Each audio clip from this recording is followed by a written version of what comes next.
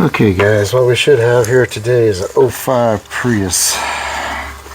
The display goes out on these, which illuminates up here.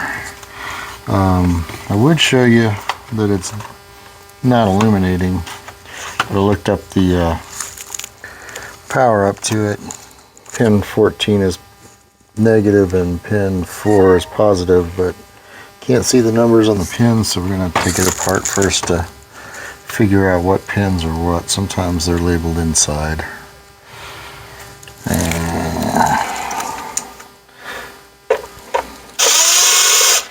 It has, looks like 4 screws on the back. Actually, I don't know if you can call this the back or the front or what.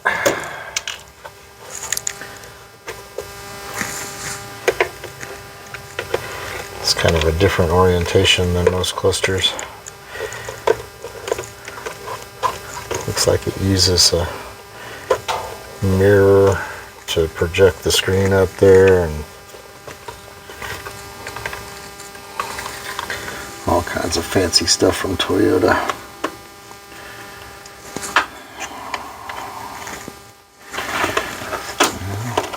That didn't work. So you got these clips here. Got a couple of clips down here. Yeah, there you go. And you're off. Okay, so it looks like pin 1 is gonna be, looking at the plug here, pin 1 is in the upper right. So pin 4, sorry I can't show you all this, I've got to make sure I get it right. Pin 4 to positive, and 5, 6, 7, 8, 9, 10, 11, 12, 13, 14. Do this again just to make sure. Okay, so we're on pin 4, 5, 6, 7. Oh, stand by.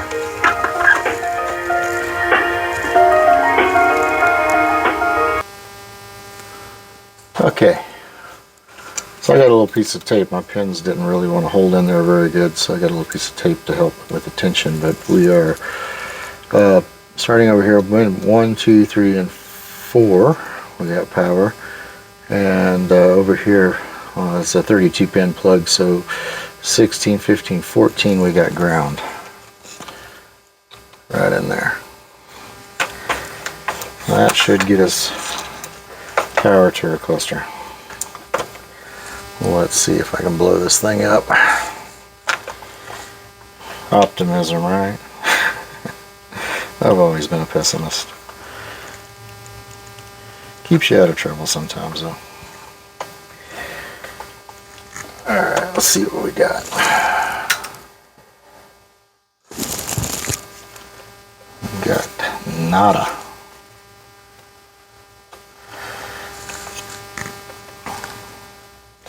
Which is what the report was. We didn't have any power or any display at all, so looks like that is true. Got 3 screws on this back board that we're going to take off.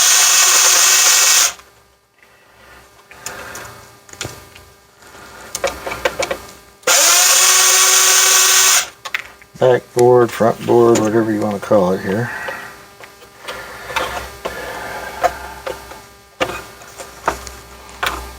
I don't do a whole lot of these, so if I look like I'm searching around a little, that's because I am. These ribbon cables attached to the board, they're going to have to come off. They have little slides that you slide back that put tension on the cable. After you got those slides out, then your cables should just pop out. Okay, got another connector on this side.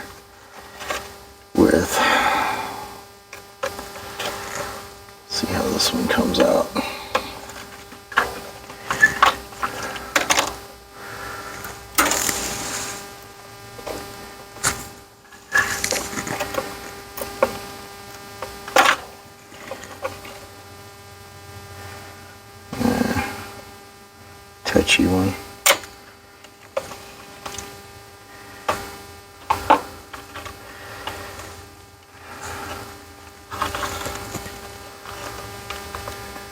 There it goes. A little wiggling, you can get it out.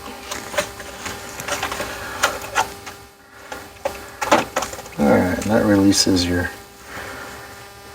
board. The rest of this is just smoke and mirrors, literally. So you got a mirror inside of here that reflects up on here.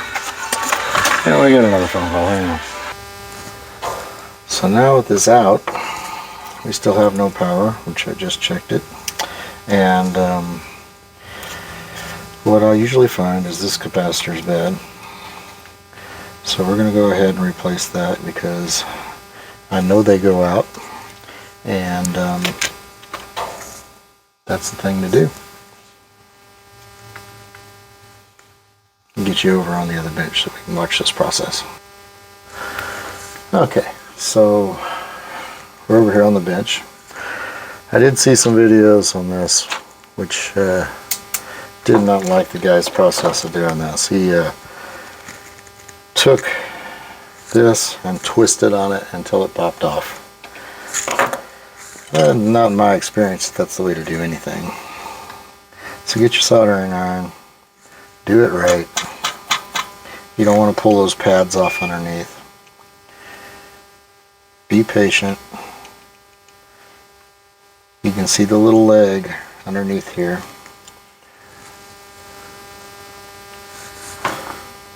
Okay, you can see that little leg underneath there. Heat that leg.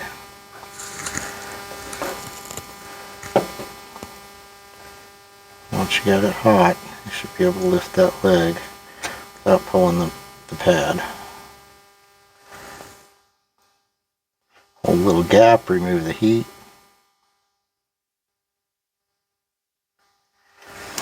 Now repeat that process on the other side.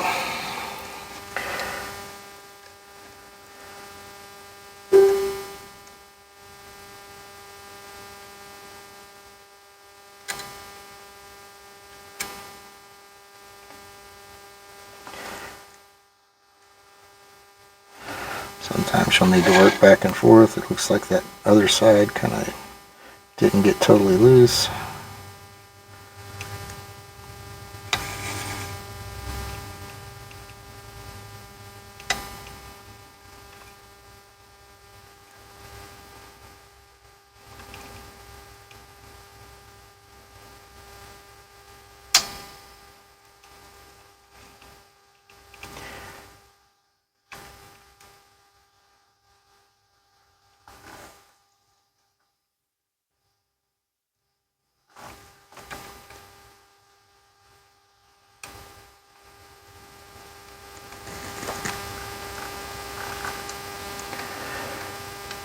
You pull on this without doing that, you got a real high chance of ripping these two pads off.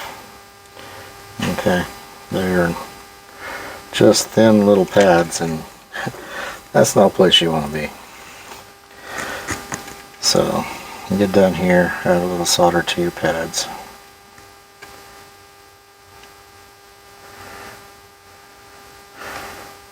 That was a little much.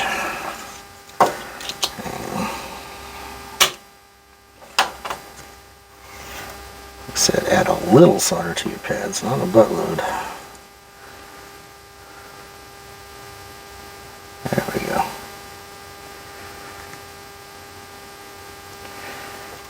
Now I should have them prepped and looking like that for your new capacitor.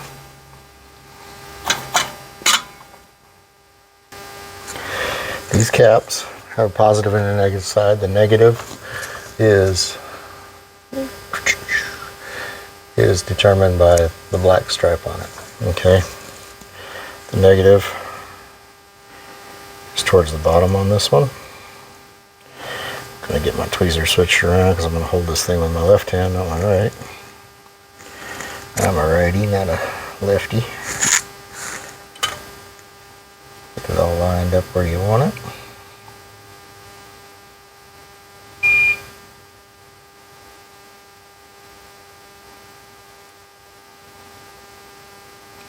heat that pad up.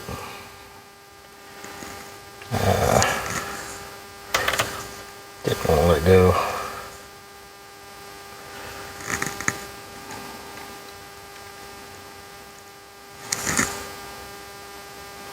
So the capacitor tries to get in the way a lot.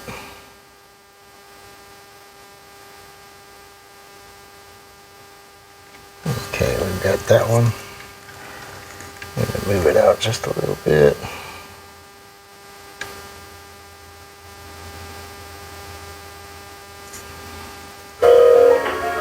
Oh my God, that phone was driving me crazy. Alright, back at it. And get my tweezers in here from the top this time because there's very little room to work here. Probably why they're breaking them off instead of removing them properly.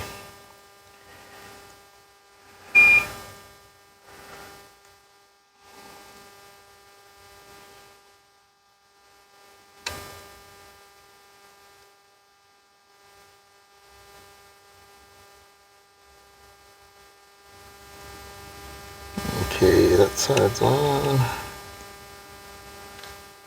That side's good. To go back over them just a little bit here.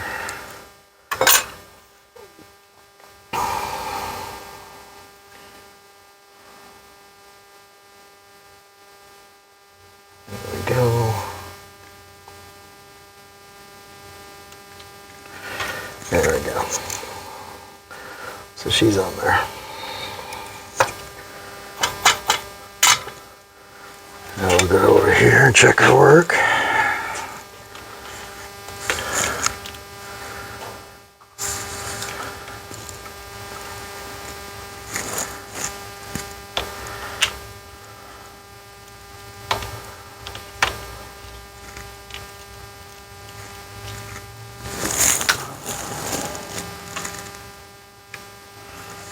And we got nothing.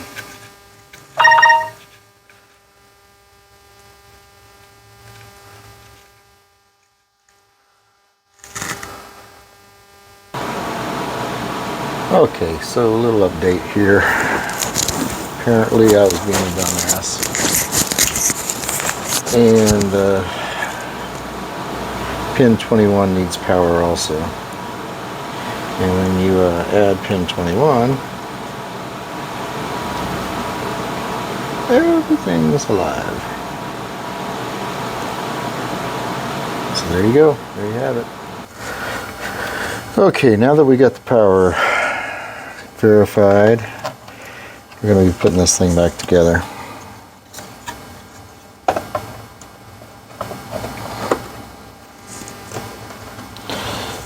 I'm going to need to get this in here. See if I can get these done. No, we're going to have to do this first. So the ribbon cables got to be reattached. Best way to do that is get a little bow in them.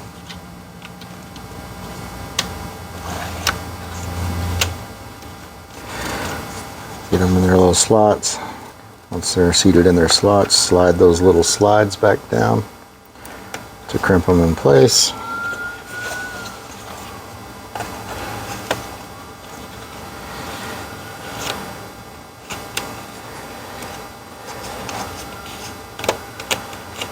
There we go. Just be patient with these things. They can be a pain in the butt. It's in there good. You'll know it's in there good when basically that little white stuff has disappeared all the way inside the. There's a little white section where the contacts are, and it'll disappear inside the connector itself. You might be able to see a little bit of that white strip left, but it should be in there pretty good. All right, we got our plug to put back in here. I did take this little cover off when we were off camera, trying to determine whether it was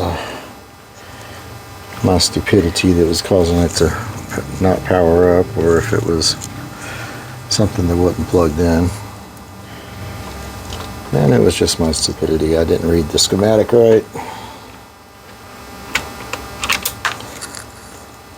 So just for y'all's purposes, power goes to pin 21 and pin 4, and ground goes to pin 14.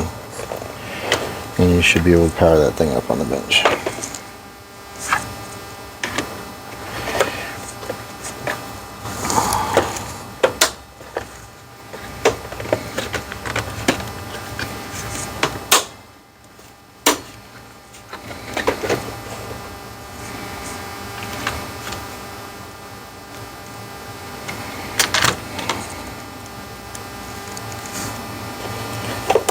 Sometimes my little Phillips bits, some things are in between a 1 and a 2. The 1 just spins and the 2 don't want to fit in there. But my screwdriver fits just fine. So we'll just use the screwdriver.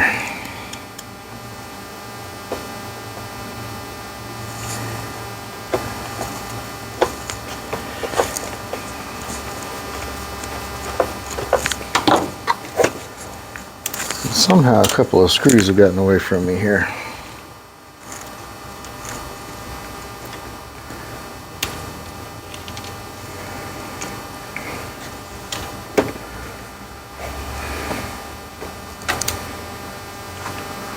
Definitely didn't do something right.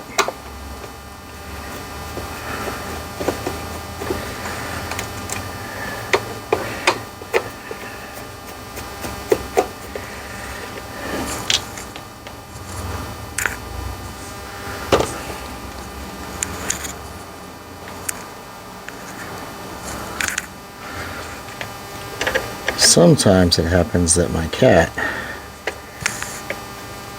which is a long story why I have a cat in an electronics shop, those two things don't really go together.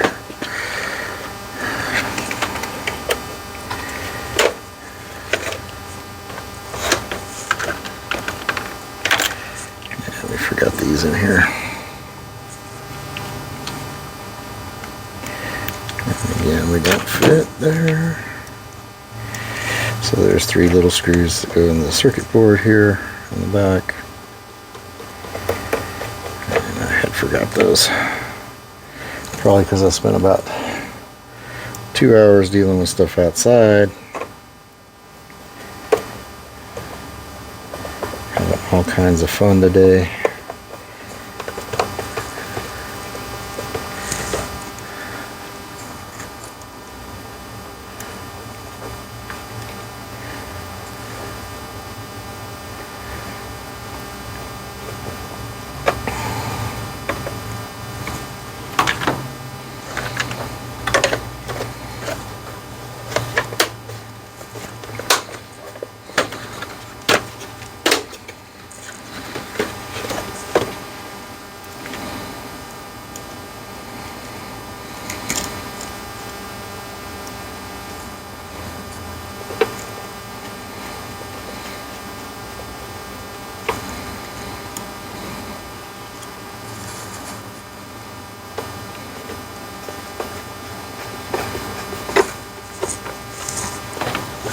Alright. I guess I won't torture y'all by making you wait around while I plug in wires. Hang on a second. Okay, so I found my other 2 screws. It wasn't the cat. I just misplaced them.